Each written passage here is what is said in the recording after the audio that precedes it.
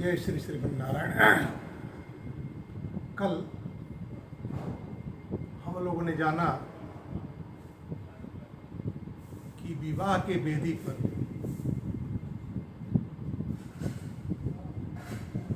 पुत्रोच्चार हो जाने के बाद महाराज दशरथ ने यह कहते हुए मघा यद्य महाबाहो तृतीय दिवसे प्रभो फाल्गुन्याम उत्तरे राजस तस्मिन् वैवाहिकम। आज मघा नक्षत्र है, इसलिए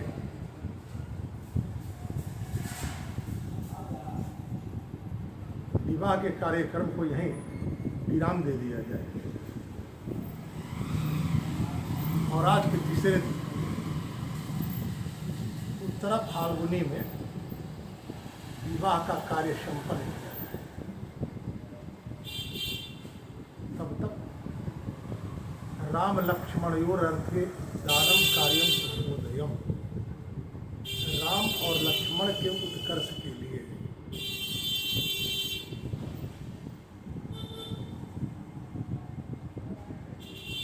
सारा कार्य किया जाए। गोदान नांदिनु कहा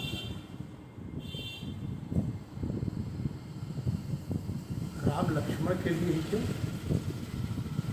सीता और उर्मिला के लिए क्यों, यह सबके मन में प्रश्न आना चाहिए। विशेष रूप से आज के समय में जहाँ स्त्रियां अपने स्वतंत्र अस्तित्व के लिए मुखर हो रही हैं, क्या तब स्त्रियों के अपने अस्तित्व की चिंता नहीं थी क्या? ऐसी बात नहीं है।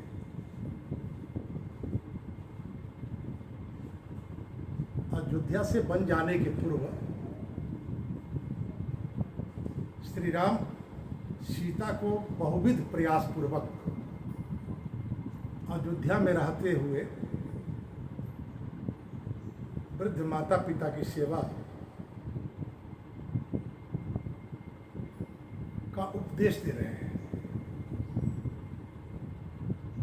और सीता यह कहते हुए कि बाल्यकाल से ही मुझे ज्ञात है कि वन में ही हमारी संभावना है, राम के सारे उपदेशों को अपने तर्क से काट देती है और श्री राम सीता के इन तर्कों से खिन्न नहीं होते हैं। आज तो तर्क करना भी थोड़ा दुष्कर कार्य है, क्योंकि यदि किंचित आपके सामने कोई लोक प्रतिष्ठित लोकमान्य व्यक्ति बैठा है जिसके प्रति आपकी भी श्रद्धा है, जब भी आप कोई बात कहना चाहेंगे तो आपको यह कहते हुए और मौन करा देगा कि तर्को अप्रतिष्ठा। यदि आप तर्क नहीं करेंगे तो शास्त्र के गूढ़ विषयों का उद्भेदन कैसे होगा? लेकिन शास्त्र के गूढ़ विषयों के उद्भेदन से किसी ख्यात नाम को क्या आवश्यकता है?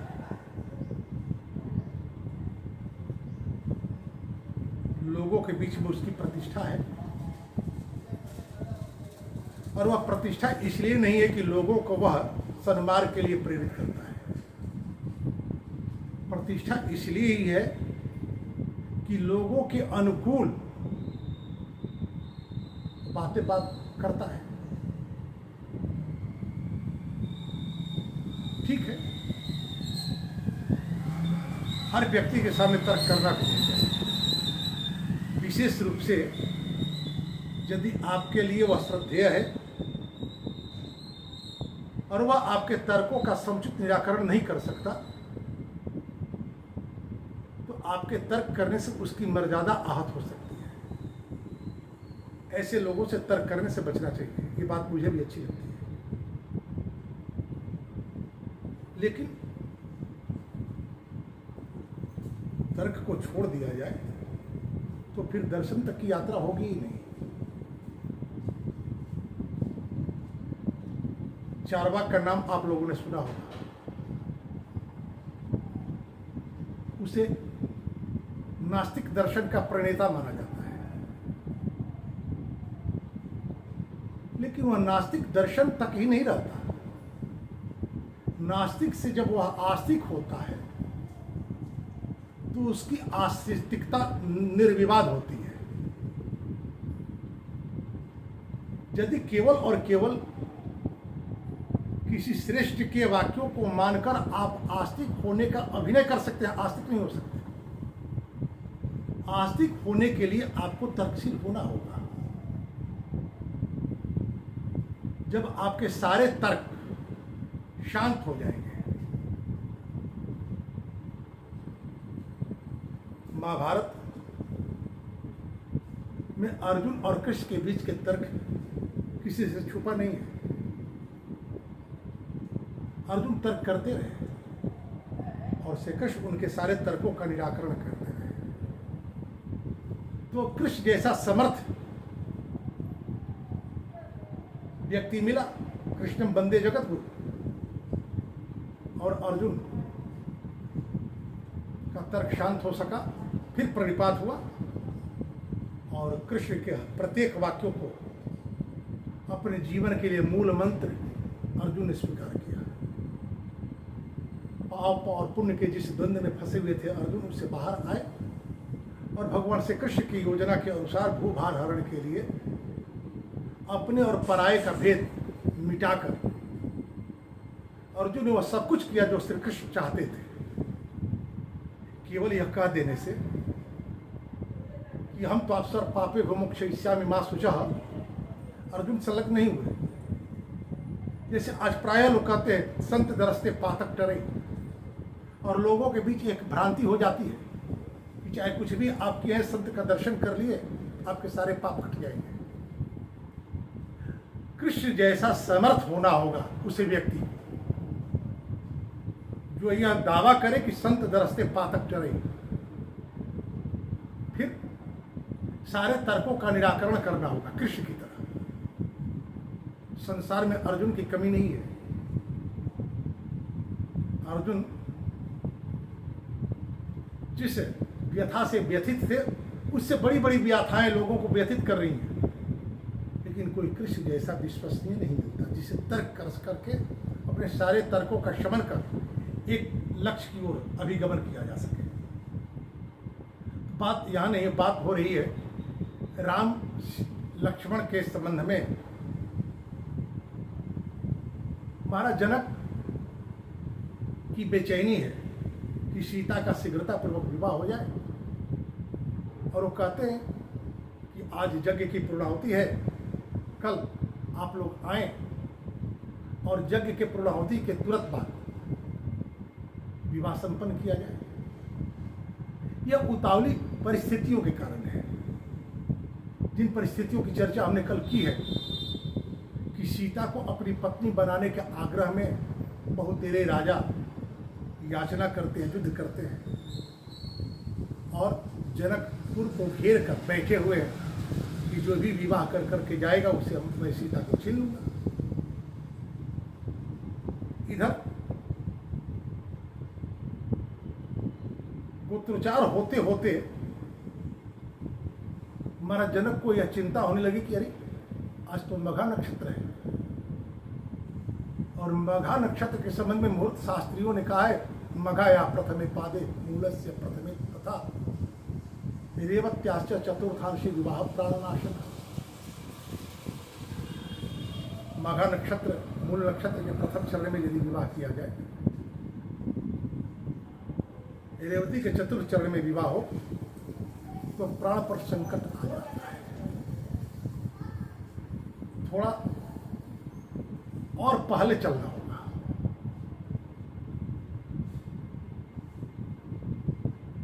संसार में जन्म लेने वाले जीव या संसार पर करुणा करने के लिए अवतार लेने वाले ईश दोनों क्रमशः अपने पूर्वकृत संस्कार और संकल्प के प्रति प्रतिबद्ध होते हैं। सीता का अवतार जो है कुछ इसी तरह का है।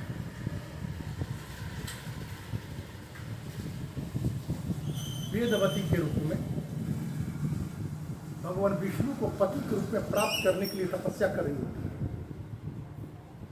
और कुबेर को जीत कर लौटते हुए रावण ने वेदवती को तपस्या संलग्न देख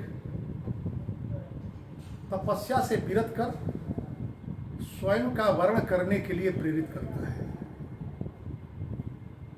वेदवती अस्वीकार करती है, रावण बल का प्रयोग करता है।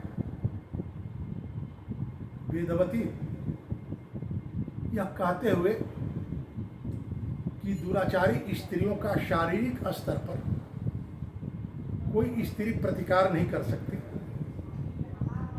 मैं तुझे श्राप नहीं दूंगी क्योंकि मेरी तपस्या क्षीण हो जाएगी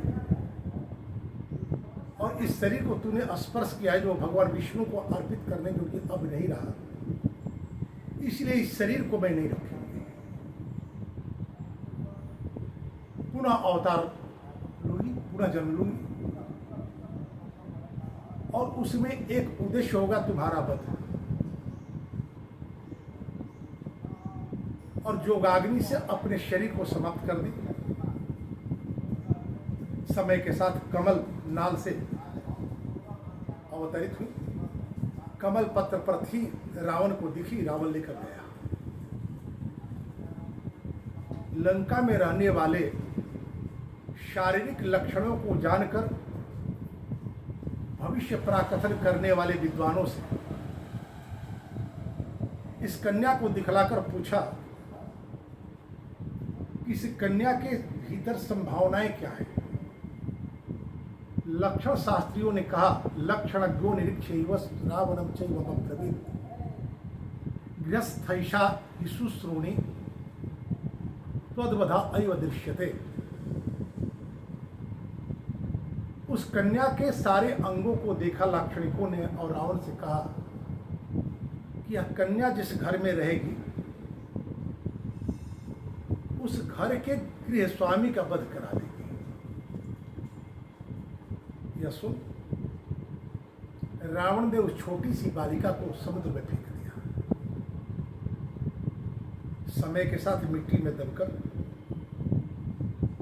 महाराज जनक के द्वारा यज्ञ भूमि शोधन के क्रम में मिली। महाराज जनक ने अपनी औरस पुत्री की तरह ही सीता का पालन किया, नाम रखा सीता।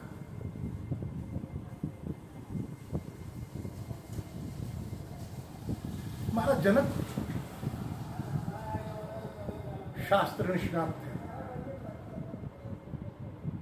जो बातें लंका के लाक्षणिकों को दिखी थी महाराज जनक को भी दिखी होगी। और मघा नक्षत्र के प्रथम पाद में विवाह के लिए बैठे जनक को एकाएक वो सारे लक्षण याद आ गए। और इधर वो देख रहे हैं कि सारे राजा मिथिला को घेर कर बैठे हुए हैं। स्वाभाविक है राम और लक्ष्मण जिन्होंने रावण को चुनौती दी है, सुबाहु ताटका को मार, मारीच को सागर के दक्षिण तट पर फेंक, तो रावण के शौर्य से कौन भला परिचित नहीं। कोई राजा रावण का प्रतिकार करने का सामर्थ्य नहीं रखता। महाराज जनक के भीतर भय संचरित हो गया और इन्होंने विवाह को 3 दिन के लिए रोक दिया। अब आरंभ हुआ महर्षि वशिष्ठ के द्वारा तीसरे दिन विवाह किस मुहूर्त में किया जाए इसका विचार। ऐसा इसलिए कि राम की कुंडली महर्षि वशिष्ठ से छुपी नहीं है, और गोत्रोच्चार के समय में सीता को भी महर्षि वशिष्ठ ने देखा। अब एक किसी ऐसे मुहूर्त की खोज थी महर्षि वशिष्ठ को, जिस मुहूर्त में विवाह किए जाने से ये जो राम के कुंडली और सीता के शारीरिक लक्षणों से ये जो ज्ञात होता है, जीवन पर कुछ प्रभाव पड़ सकता है इस विवाह का, उसको नियंत्रित करने की योजना बनाई महर्षि वशिष्ठ ने। एक काम और किया महर्षि वशिष्ठ ने। अभी तो महाराज जनक, शिरध्वज जनक, अपनी पुत्री सीता, जिसके लिए इन्होंने प्रतिज्ञा की थी, उसका विवाह राम से, और अपनी छोटी पुत्री उर्मिला का विवाह लक्ष्मण से करने की योजना बनाई थी। वशिष्ठ ने आगे कहा कि भरतस्य कुमारस्य शत्रुघ्नस्य च धीमतः वस्य ते सुते राजस तयोरर्थे महात्मने। हे महाराज, आपके छोटे भाई कुशध्वज की जो दो पुत्रियां हैं, मांडवी और श्रुतिकृति, उनका भी मैं वर्ण करता हूं भरत और शत्रुघ्न के लिए। महाराज जनक को बड़ी प्रसन्नता हुई महर्षि वशिष्ठ के इन वाक्यों को सुनने के बाद। महाराज जनक ने कहा तो एक काम किया जाए, एकाहना राजपुत्रीणाम चतस्त्रीणाम महामुने पाणिम गृहणंत चत्वारो राजपुत्रा महाबला। तो क्यों न एक ही मुहूर्त में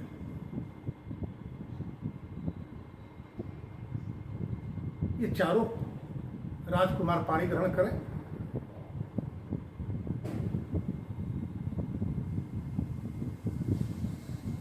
और ठीक तीसरे दिन महर्षि वशिष्ठ की सम्मति से नियत गए विवाह मुहूर्त युक्ते मुहूर्ते विजय सर्वाभरण भूषित भ्रातृभि सहितो राम कृत कौतुक मंगला। विजय मुहूर्त जो विवाह के लिए सर्वथा उपयुक्त मुहूर्त है। धेनु धूरी बेला विमल सकल सुमंगल मूल विप्रन कहो विदेशन जान सगुण समय अनुकूल। विजय मुहूर्त सूर्य अस्त हुए हो और तारा का उदय न हुआ हो, यह मुहूर्त विवाह के लिए सर्वथा उपयुक्त है। इस मुहूर्त में तिथि वार नक्षत्र योग लग्न आदि का विचार नहीं किया जाता। महर्षि शौनक इस संबंध में कहते हैं, दीनांते सूर्य बिंबार्धात पूर्व भेत्र घटित दलम एकार्गला च वेलेयम विवाहे पुत्र पौत्रदम। दिन के अंत में सूर्य का आधा बिंब ही बचा हो, सूर्यास्त हो रहा हो, उस समय आधे घटी का जो समय होता है उसे एकार्गला काल कहते हैं। इस बेला में विवाह करने से पुत्र और पौत्र की संभावना बनती है। तो ऐसे समय का महत्व स्वीकार किया महर्षि वशिष्ठ ने। ऐसा इसलिए कि जो लंका के लाक्षणिकों ने सीता के शरीर के लक्षणों को देखकर कहा था कि जिस घर में यह कन्या रहेगी उस घर के गृहस्वामी का वध करा। जब भी किसी कन्या के साथ गृहस्वामी की बात आती है तो यहाँ गृहस्वामी का अर्थ पति होना चाहिए, क्योंकि ऋग्वेद में यह बात आती है, गृहिणी गृह मुच्यते, गृहिणी ही घर होती है, गृहिणी अर्थात पत्नी। यदि वही घर है तो गृहस्वामी उसका पति हुआ। तो पति की यदि आयु छोटी हो जाएगी तो फिर पुत्र पौत्र की संभावना कैसे बनेगी? इसलिए इस मुहूर्त का विशेष महत्व है। इस मुहूर्त में महर्षि वशिष्ठ की प्रेरणा, महाराज जनक की इच्छा, एक कन्या पिता की सबसे बड़ी इच्छा होती है कि उसकी पुत्री अपनी वैवाहिक जीवन में सुख और सम्मान के साथ जीवन जिए।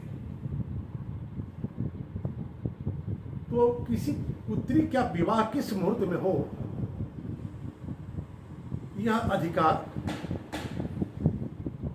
कन्या के पिता का होता है। लेकिन आज की जो स्थिति है, जो स्थिति तब जनक के सामने बनी थी और जनक ने बिना विलंब किए ही यज्ञ के दूसरे दिन विवाह की योजना बनाई थी, आज भी स्थिति ऐसी ही है। बड़ी होती कन्याओं की रक्षा कैसे हो, इस बात को लेकर के प्रत्येक पिता की चिंता है। विशेष रूप से आज जब हम अपनी पुत्रियों के उज्जवल भविष्य के लिए, उच्च शिक्षा के लिए उन्हें दूर भेजते हैं, मन में भिन्न भिन्न प्रकार की आशंकाएं बनी रहती है। क्योंकि संतान की इच्छा ही व्यक्ति इसलिए करता है, अपुत्रस्य गतिर्नास्ति। पुत्र श्राद्ध करता है तो पितरों का उद्धार होता है। वहीं कन्याएं अपने संपूर्ण शील को सुरक्षित रखती हुई अपने पिता के घर से विदा होकर पति के घर में जाकर प्रतिष्ठा पाती हैं। तो जीते जी पिता मुक्त हो जाता है।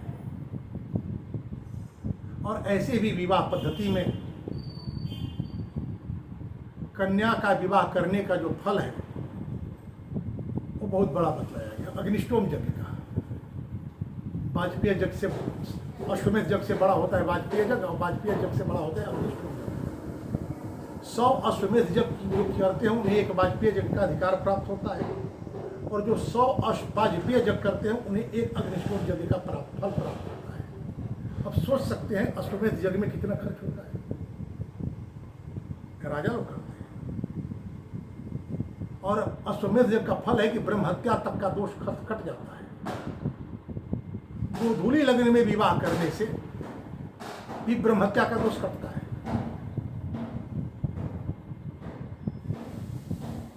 तो गोधूली लग्न में विवाह यदि किया जाए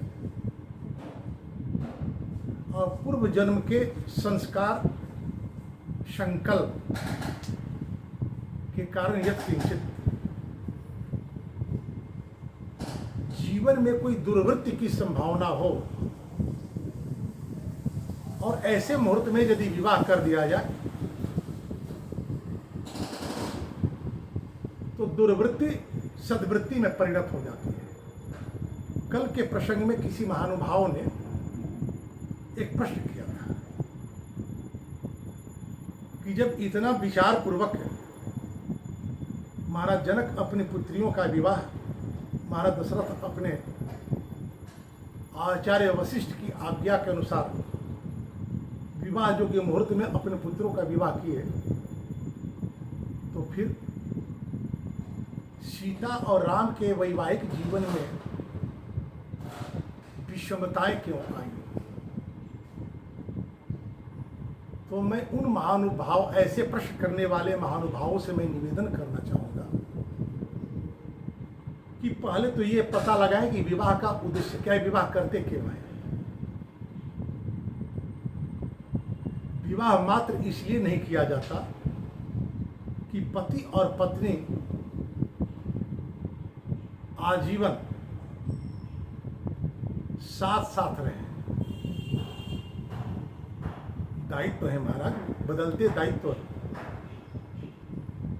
का निर्वाह करने के लिए संबंधों में एक मर्यादा की दूरी भी बनानी पड़ती है। विवाह का उद्देश्य है कि आपके जीवन की जो संभावनाएं हैं, उन संभावनाओं में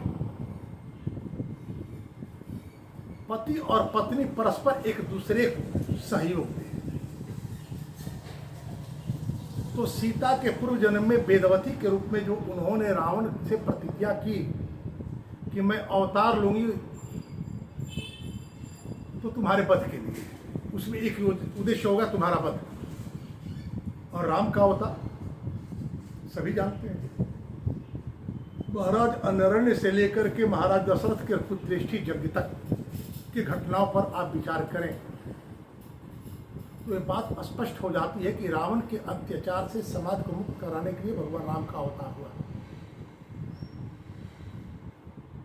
तो रावण के वध में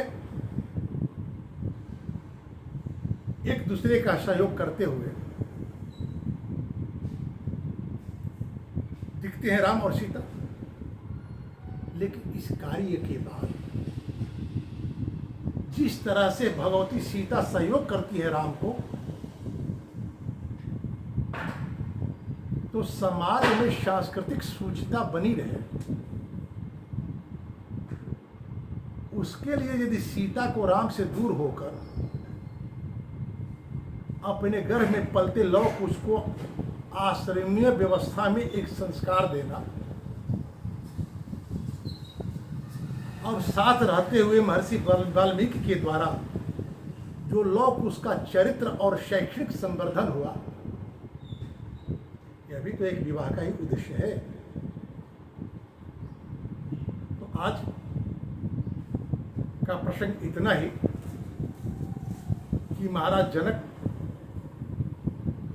अपनी पुत्री सीता और उर्मिला का विवाह करने बैठे हैं कि एकाएक कहते हैं कि आज नहीं, क्योंकि आज मघा नक्षत्र है। आज के तीसरे दिन उत्तरा फाल्गुनी में विवाह किया जाएगा और उत्तरा फाल्गुनी में सीता और उर्मिला का ही नहीं, मांडवी और श्रुति कीर्ति का भी भरत और शत्रुघ्न से विवाह होता है। फिर कल इसी विषय में आगे बढ़ाएंगे। जय श्री नारायण। चैनल को सब्सक्राइब करें, लाइक करें, शेयर करें, कमेंट करें ताकि मेरा उत्साहवर्धन हो सके।